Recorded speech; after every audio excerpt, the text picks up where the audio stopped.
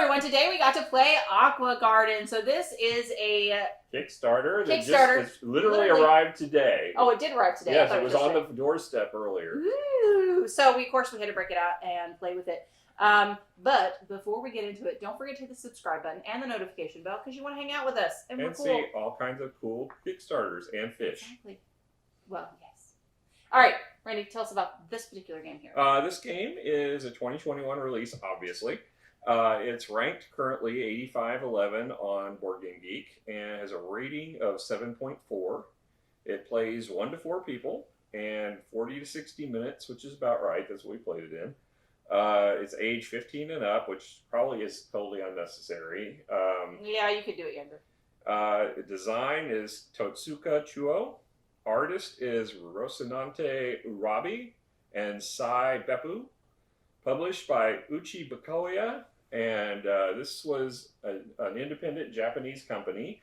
I like to support startup companies if I can on Kickstarter, and this one I really like the fact that they screen printed all the fish, which we'll get to here in a minute. But it looked beautiful, so I didn't really care about the fact that the game probably wasn't going to be that great. We'll see. But it was just when I saw it, I was like, oh, this is, and it's fish. I love fish games. Yeah, you do like fish games. All right, so let's talk about quality of pieces. Oh my goodness, so pretty. All the pieces are screen printed. All of them are in the shape of the thing. And they even have a purple turtle. So even if I wasn't going to give it a score, I have to now because there's a purple turtle. Literally my stuff. But all the specialty fish, I mean, every single thing is the cards are screen printed too. I mean, they're not screen printed. They got the linen finish. Yeah, they're thin. They're very thin, but they have a linen finish. But you're not shuffling these either. No, they feel really good though. Yeah. So quality pieces top notch for this game. Even your little workers are screen printed with little bow ties. It's absolutely stinking cute. I'm probably going to give this a 8.5 for quality of pieces. What do you think? I'm probably a 9. I mean, probably a 9. Everything about this is. I mean, I can't believe they screen printed the little marker tokens. I know, they're absolutely fantastic. Absolutely no need for that, but they did, and it's beautiful. I mean, everything about it it's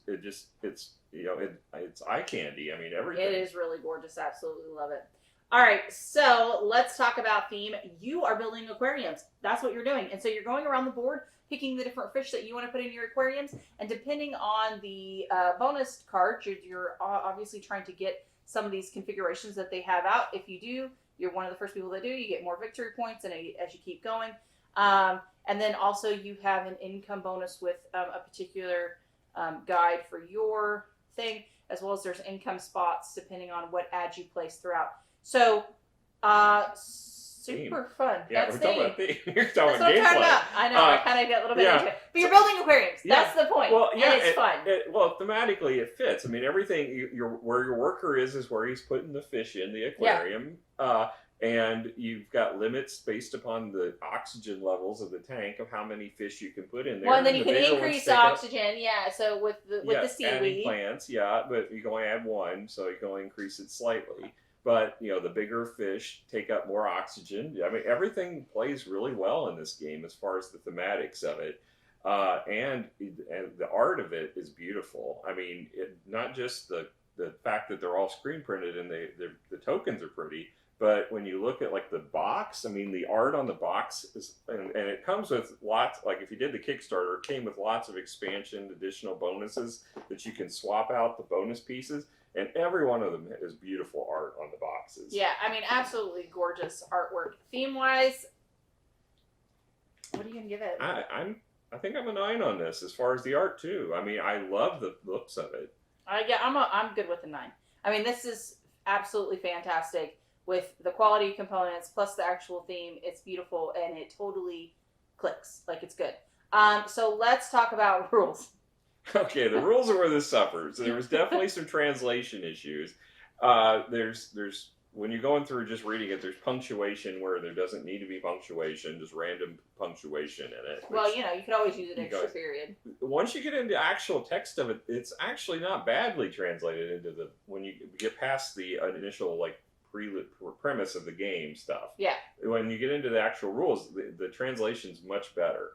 But they left out some of the key things in the game, like when we ended up with a tie. There's no tiebreaker whatsoever. Doesn't for the end mention of it at game. all. Nothing in there to explain how the ties work. Yeah, I will admit, getting a tie at the end of the game is very dissatisfying. Yes. You're like, but who won? Yeah, Like, there was no winner because there's a tie. I guess you just play it again. But the other thing is, my favorite one is, and this might be my favorite typo ever. They did one of the bonus cards that you can play with the manta rays. They printed on the text, like, it looks like it would have been a side note, like in Word if you're typing, and you had some kind of an explanation of something you plan to do later. So the card tells you that this text is supposed to be larger and all of this, and it doesn't say what the actual card is supposed to say, but it's got like this, the text of the card is telling you the description of what they were going to do to edit the card. I thought that was hilarious. But thankfully that one is actually in the rule book, so at least we still have the rule of what it is supposed to do. Because if it had been one of the bonus Kickstarter perks, we wouldn't have been able to do anything with that card. We would have had to look it up online. Hopefully these other expansions don't have it either, but I haven't looked at them. But yeah, I given that the fact that it ended in a tie and we had no way of breaking the tie, and there was I think it should be based on first player. Yeah, there was no explanation on that, and the fact that there was significant issues with translation and ultimately quality of getting the cards out. I'm going to give it a 4, I think. Because the actual text isn't bad once you get into it. It's just the flavor at the beginning, but the card is just it's a hilarious. So it needed better translation. All right, so let's dig into actual gameplay. So this actually reminds me of Heaven and Ale. Because a little bit, yeah, as far as moving around. Yeah, because like I can move around, you move around, and it's the last person that is like. So if we have this here. Gray goes first because they're at the bottom. That's similar to Patchwork or any game like, you know. Yeah, but Heaven and Ale, because the circle thing and the fact that you're getting stuff in the thing and it accumulates. There's a lot of mechanisms in here that reminded me of Heaven and Ale. Yeah. But instead of obviously building a monastery and trying to make some ale, you're obviously trying to build an aquarium. And I think the difference, the board I think is very Heaven and Ale, but this is very different in the fact that you're trying to place your different workers. So basically, the board has a fish at each of the locations except for the ad locations. You go to that, you get the fish, you place it where your little meeple is touching. You could, but first you have to move your meeple 3 spaces before you place the fish. 3. Up to 3 spaces before you place your fish back down on there. At the ad locations, you can either run an ad which gains you income, or you can opt to buy a extra cool fish that gives you victory points towards the end of the game. And so, you know, it's just basically buying different fishes and placing on there and using them to your best ability. And like I mentioned before, that these cards kind of tell you what you kind of want to get a combination of to get these extra victory points, as well as the income that we talked about, getting those certain things to meet those extra income levels. Overall, I really liked it. I enjoyed it. It was building an aquarium, trying to figure out where all the different fish got to live within the oxygen restraints. I thought it was super cute. And there's other restraints too, like the turtles can't be played unless there's a seaweed in it. Right, and you can't put small fish in with a shark because the shark's going to eat it. Yeah, pretty much. That, or we can assume the small fish all ganged up and ate the shark. We don't know, because it doesn't say what happens. It just says you can't do it. Well, I just assumed that the shark ate the fish. It got hungry.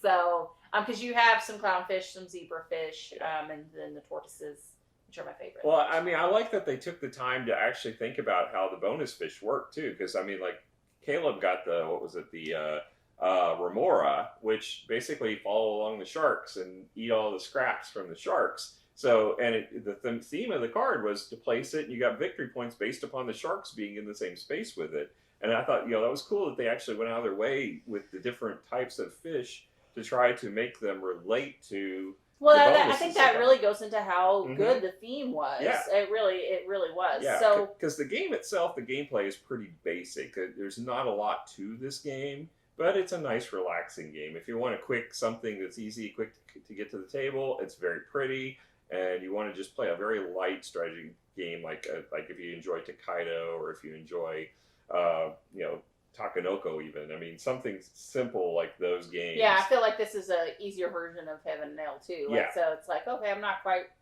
like this would be a good one. Plus, it's more fun, and I think more family friendly. Yeah. With this particular version, and so I really appreciated that because it's absolutely gorgeous. Yeah, it's definitely, I would say, a light to medium at the most, but very on the light side. It's very light. Yeah. I mean, I think it's like harder than your Azul and your Sagrada and things like that, but it's still a lot. It's a lot of fun. Give it a score though. From a gameplay perspective, I'm probably at a 7. It's I think where I'm at. It's not very in depth for me, and I enjoy more in depth games. But it is, we ranked it high everywhere else. I mean, other than the rulebook, obviously. So it definitely is a fun one to get out just from the pieces. I mean, I'm looking forward to playing again to explore these other boxes to see the pieces. For me, I really do think I think I'm at a 7.25. I think a little higher than a 7. I'm not quite I don't know if I'm quite at 7.5. Because it is so pretty, it is enjoyable. I see this more as definitely more of a family game than something that we get out just like for maybe me and you. But it is absolutely a great I game. really do not understand where they got the 15 and up, because it takes away from the strength of this game, being that you can play it with a younger audience. Yeah, I mean, there's some, I guess the reading of the cards, but even then, you could help them with that. So I would probably. I think Sarah could end up playing this. With some help, I think Sarah. Well, I mean, just collecting the fish, she could definitely do. But doing the math. Yeah, getting the strategy down would be a little tough for her. But I mean, we could help her with that. But so I guess it depends on how strategic. You could play with a younger audience and just help them, and they would enjoy the fish. I mean, it's that's the whole point. It's like why does it have to be 15 and up? It doesn't make any sense. Well, and you can teach them counting with the symbolism, right? Like the corals, the -1, and try to figure that one out. So that would actually be pretty interesting and a good learning thing for them. All right, well. Thank you guys for joining us. We had an absolute blast. Hopefully you'll come and see us again. We'll catch you guys later.